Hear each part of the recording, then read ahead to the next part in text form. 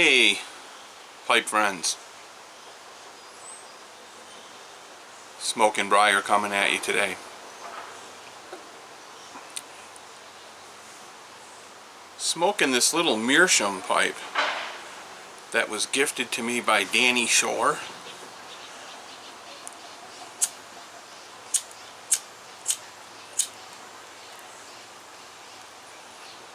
In it,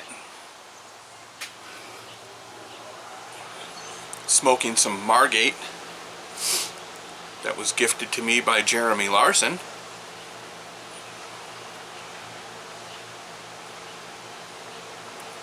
Using a lighter that was gifted to me by Jeremy Larson.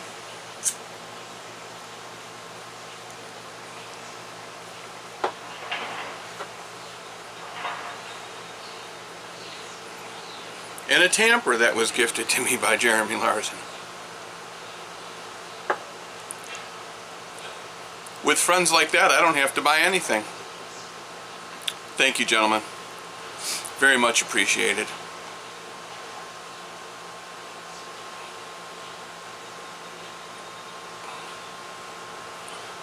Talk to you guys today about something I've never spoke of before to anyone on YouTube.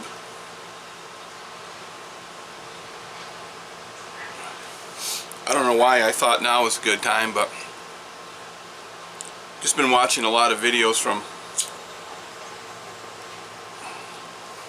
guys like Bama Piper, Wisdom Junkie, and I thought I would talk about a period in my life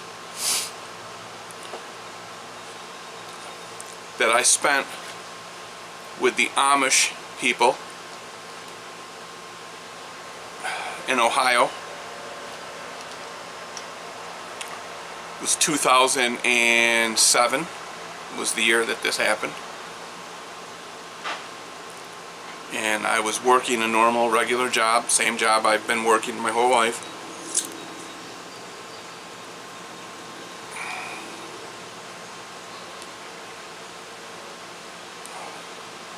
And one day I decided that was enough for a while. And I'd had some connections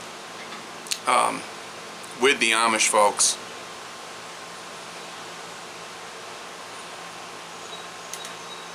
Through some friends of ours that were mutual friends of not only myself, but of some of the Amish people who are Mennonite people. But to get the story started, I landed up moving up to Ohio, right into the heart of Amish country, and I found a small house to rent. My wife and I, we both went, and we found a little house to rent right in the middle of town. Little town called Berlin, Ohio. And if you look it up, you'll see that it's just the central hub of Holmes County, Ohio, and the hometown of several Amish folks. I know a lot of you guys are thinking right off the bat, Amish Mafia.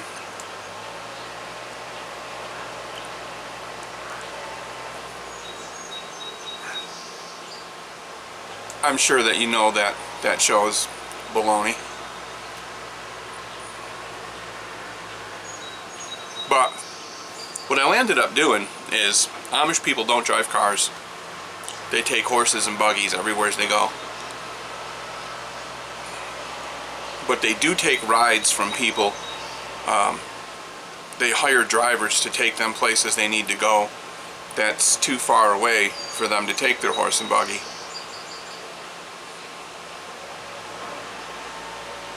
So if they need to go visit relatives in a different state, or they need to go to a doctor's appointment that's too far away, or they need to go shopping for,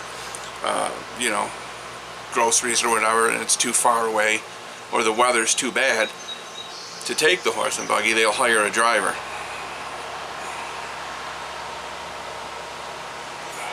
So that's what I did for a little over a year.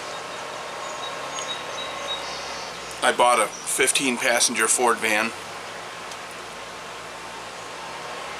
and I spent a year driving the Amish around 6 days a week.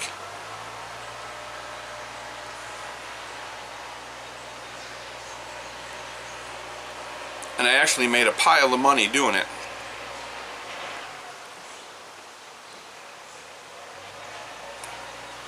The way it works is the Amish will pay you so much per mile to take them where they need to go.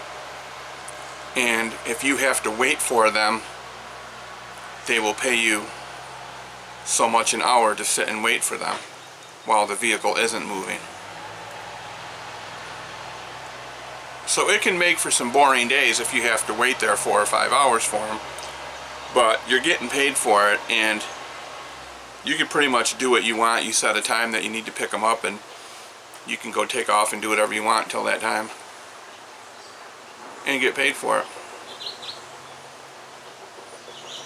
But during that year, I met a lot of Amish people, young and old, different types of Amish people. There are different levels of Amish people. Some are much more conservative than others.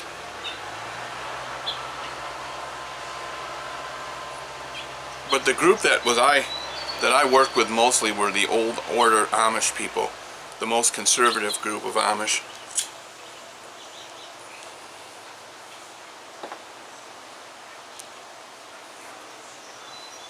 No cars, no electricity, no internet, no cameras, no cell phones.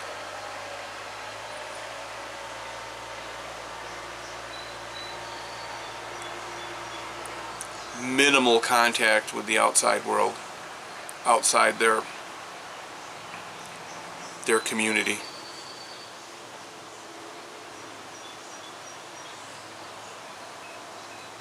The majority of them were either farmers or furniture makers or shed builders, storage shed builders.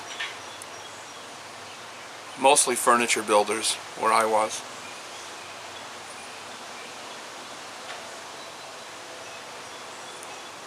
No power tools allowed. Everything was air and ran off compressors, which ran off generators run by gas.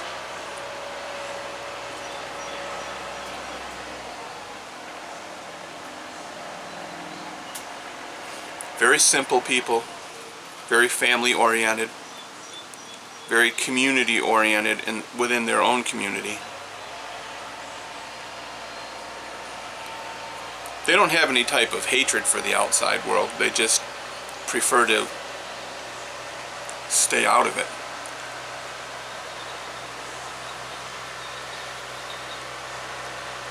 Very biblical people. There's a verse in the Bible that says, "Come out from among them and be separate." And the Amish look at that as meaning that they should come out from the world and the corruption that's in it and stay to themselves.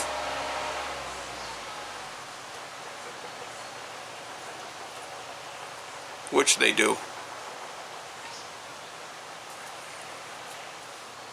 A lot of Amish women run what they call dry goods stores, and basically those stores are just places where the Amish can go to buy fabric because they make their own clothes. Places where the women can go to buy cooking utensils and basic food material, food items, flour, butter, whatever they need. The Amish do shop at Walmart and other stores. They do go to the pharmacy for medications. They go to the doctor, they go to the dentist. They don't, however, go to any kind of restaurants, bars, social events, carnivals, fairs, movies, Anytime they come to town, it's for business only. Unless it's the farmer's market where they'll go to sell different things that they make, crafts, furniture, things like that, vegetables that they grow.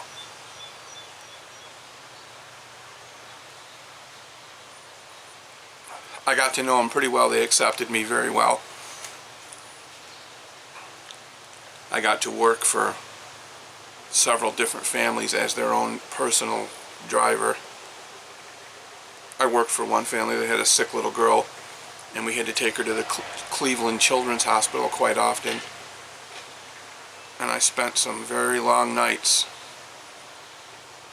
in the Cleveland hospital with that family and their little girl,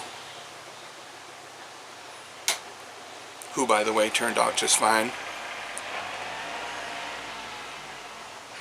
But I seen how the Amish live. I seen their world, how they operate, how they act. They enjoy simple things like a game of volleyball, picnics in the backyard.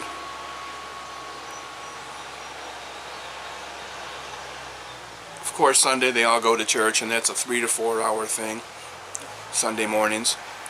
Then they have a meal afterwards, and they spend the rest of the day fellowshipping with each other. In the evening, the younger folks, those probably 18 and younger,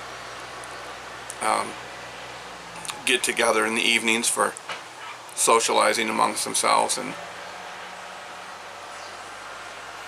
they use this time to, you know, get girlfriends, boyfriends, start looking for a husband or wife.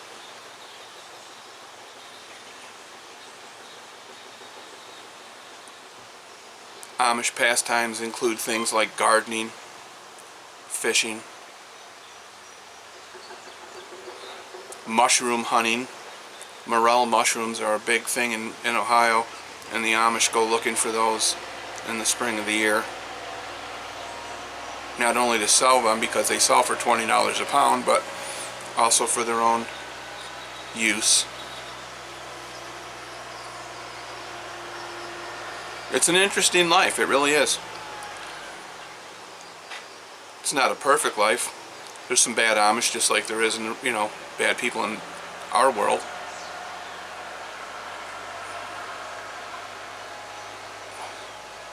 But if you mentioned ISIS to the Amish people, they'd look at you like they have no idea what you're talking about.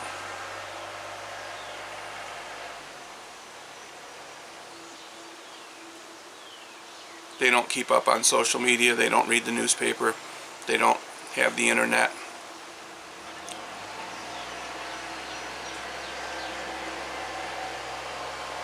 They have no concern over any of the things that are going on in the world with government, religion, society in general. They just have no concern.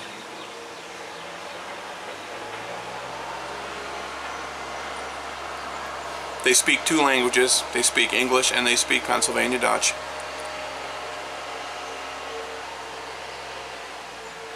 They'll speak Pennsylvania Dutch amongst themselves, and when they have to, they'll speak English.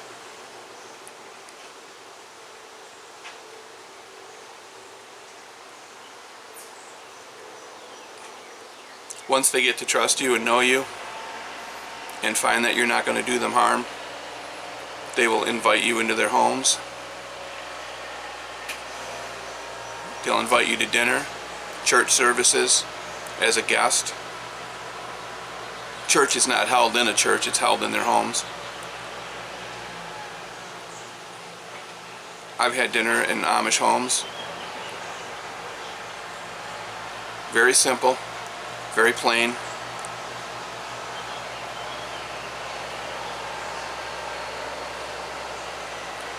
Children are all well behaved. The women are very, I don't know what the word is.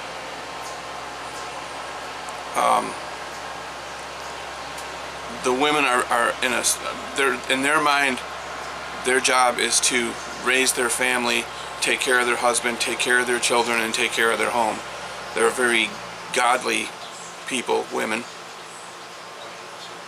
Always a dress, hair covered.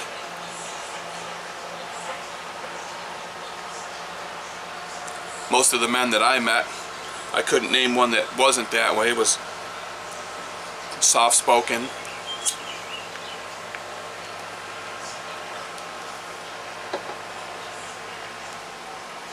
very deliberate in their actions and words.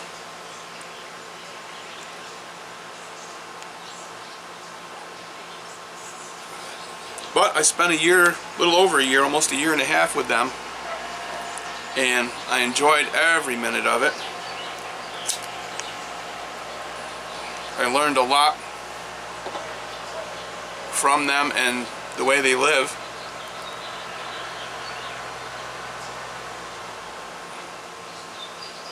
And I think that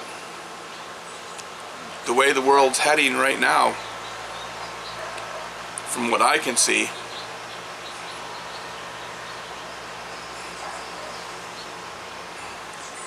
I think it would benefit a lot of people to spend just some time with them, just to see how they live and how simple and easy life can be. When you remove all the foolishness and worldliness that people like you and I live in, or in what the Amish call the English world.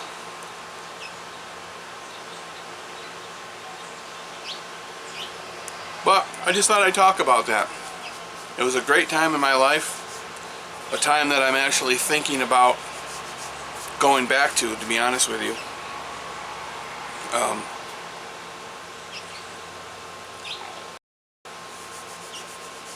I probably could have made a good living doing what I was doing if I would have taken it a little more serious instead of just like a hobby. I made plenty of money to live on while I was there, but if I really wanted to go back and do it as a job, I certainly could do that.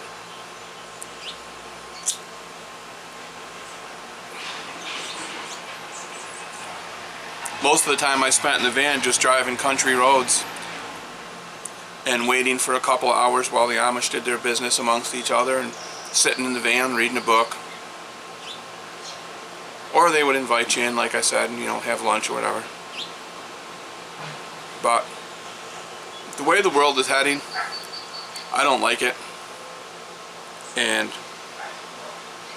I think I'm going to seriously consider going back to that life, because it made a lot more sense than the one I'm living now and the world I'm living in now.